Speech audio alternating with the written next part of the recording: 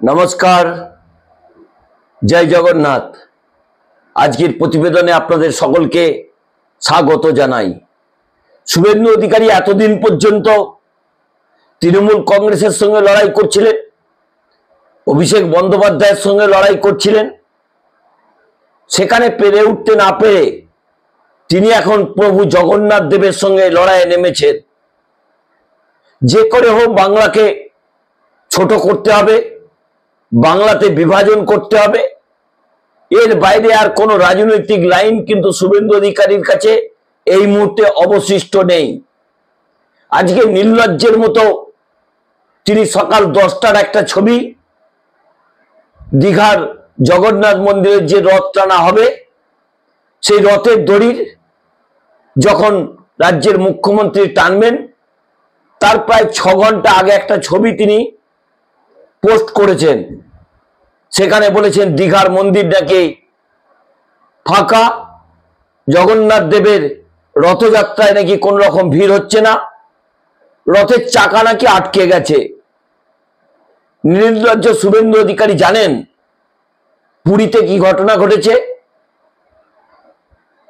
সেখানে একটা রথের চাকা আটকে গেছে, সেই গল্প মনে হয় তিনি জানেন না। বলভদ্রের যে রথের চাকা সেটা আটকে গেছে, তার মধ্যে কোনো অদৃষ্ট বা অন্য কোনো কিছু খুঁজতে যাওয়া ধর্মীয়ভাবে একটা অপরাধ।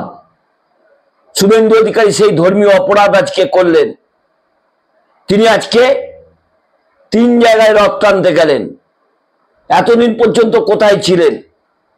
রথযাত্রার দিন তিনি তো ভারতীয় জনতা পার্টিতে যোগ দিয়ে হিন্দু হয়েছেন। তার আগে তিনি কি ছিলেন তিনি বলতে পারবেন।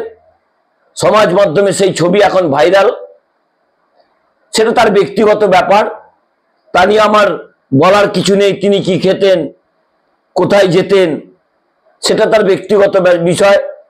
কে কি খাবেন, কে কি পড়বেন, একেবারে তাদের ব্যক্তিগত রুচি।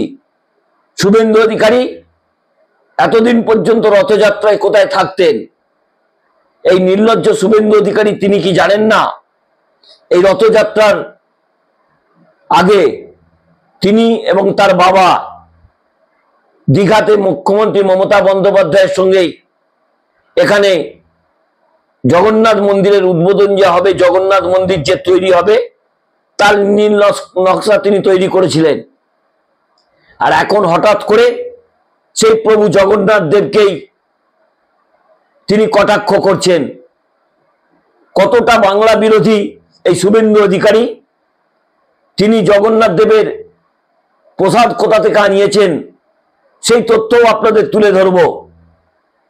যদি মমতা বন্দ্যোপাধ্যায়ের এই প্রসাদকে তিনি কটাক্ষ করেন, সেই প্রসাদকে তিনি বলছেন হালাল প্রসাদ।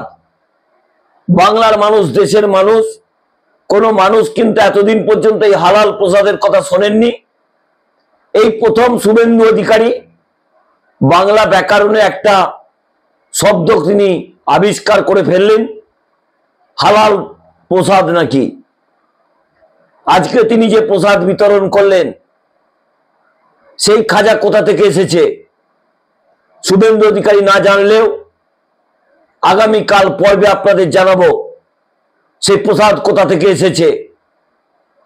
এতটা বাংলা বিরোধী এই শুভেন্দু অধিকারী তিনি কেন হলেন তার কয়েকটি কারণ আছে। তৃণমূল কংগ্রেসের সঙ্গে আর রাজনৈতিক লড়াইয়ে পেরে উঠছেন না। অভিষেক বন্দ্যোপাধ্যায়ের নাম এতদিন পর্যন্ত নিতেন না।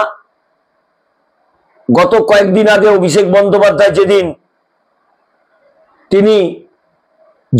তিনি গেছিলেন ডায়মন্ড হারবার কেন্দ্রের সাতগাছিয়াতে গত 11 বছরে কি করেছেন তার পরিসংখ্যান দিতে, তারপরে সাংবাদিক সম্মেলন করে শুভেন্দু অধিকারী যেভাবে অভিষেক বন্দ্যোপাধ্যায়ের নাম জপতে শুরু করেছেন, সে একেবারে গোবিন্দ নামের মতো বলছেন অভিষেক অভিষেক অভিষেক অভিষেক। সেই বক্তব্য এখন সমাজ মাধ্যমে ভাইরাল হয়ে গেছে।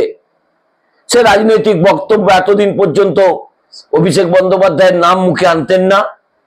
তাকে কখনো কয়লা ভাইপো বলতেন, কখনো ভাইপো বলতেন।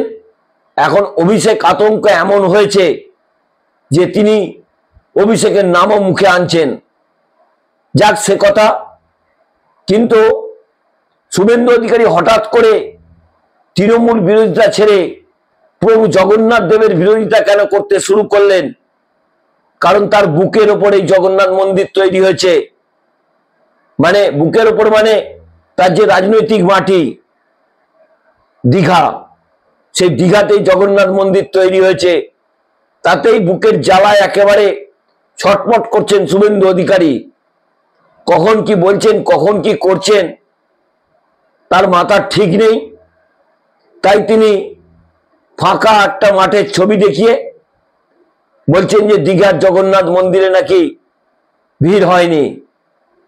তিনি তো পূর্ব মেদিনীপুরে থাকেন। যেটুকু আমরা রিপোর্ট পেয়েছি, প্রায় 7.5 লক্ষ মানুষের সমাগম হয়েছে আজকে রথযাত্রাতে। সেখানে একটি দীঘার মন্দিরের পাশাপাশি 2 কিলোমিটারের মধ্যে কোনো হোটেল পর্যন্ত খালি নেই। মমতা বন্দ্যোপাধ্যায় সমস্ত সরকারি আবাসনগুলোকে খুলে দিয়েছেন। সরকারি ডিপার্টমেন্টের যে কোয়ার্টারগুলো রয়েছে সেগুলো সাধারণ মানুষের জন্য খুলে দিয়েছেন। কারণ মমতা বন্দ্যোপাধ্যায় মানবিকতায় বিশ্বাস করেন।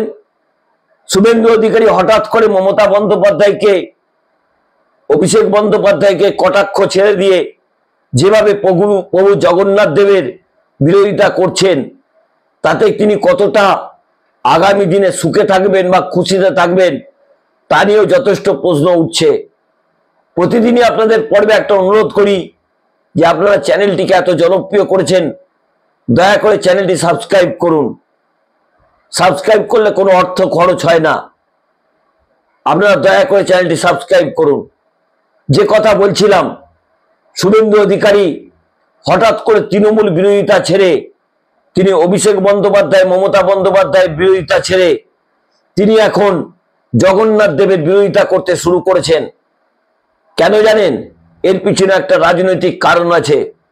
মমতা বন্দ্যোপাধ্যায়কে হিন্দু বিরোধী তকমা লাগানোর চেষ্টা করছিলেন এই শুভেন্দু অধিকারী। মমতা বন্দ্যোপাধ্যায় কিন্তু সেই তকমা লাগতে দেননি। তিনি যেভাবে বিভিন্ন ধর্মীয় অনুষ্ঠানে যোগ দেন, তিনি যেমন খ্রিস্টানদের 25শে ডিসেম্বরে অংশগ্রহণ করেন, দুর্গা পুজো করেন, বাড়িতে নিজে কালী পুজো করেন, সংখ্যালঘু মুসলিম সম্প্রদায়ের ইফতারে যোগ দেন, তিনি কোনো ধর্মের বিভাজন করেন না। ভারতীয় জনতা পার্টির নেতা শুভেন্দু অধিকারী তিনি যেভাবে ধর্মের বিভাজন করেছেন, তাতে কালীগঞ্জের তার এখনো কি শিক্ষা বাকি আছে? কালীগঞ্জের হিন্দুরাই তাকে যে শিক্ষা দিয়েছেন, সেই শিক্ষা কিন্তু 26-এর বিধানসভা নির্বাচনেও এই শুভেন্দু অধিকারীকে পেতে হবে। তাই শুভেন্দু অধিকারী এখন তৃণমূল বিরোধিতা ছেড়ে প্রভু জগন্নাথ দেবের বিরোধিতায় নামলেন। সেই প্রশ্নই উঠছে আকাশে বাতাসে। নমস্কার, আমি দেবজ্যোতি। আমার এই ছোট্ট পর্বটি ভালো লাগলে চ্যানেলটি সাবস্ক্রাইব করে বেল আইকনটি ক্লিক করে আমার পাশে থাকবেন। শুভরাত্রি।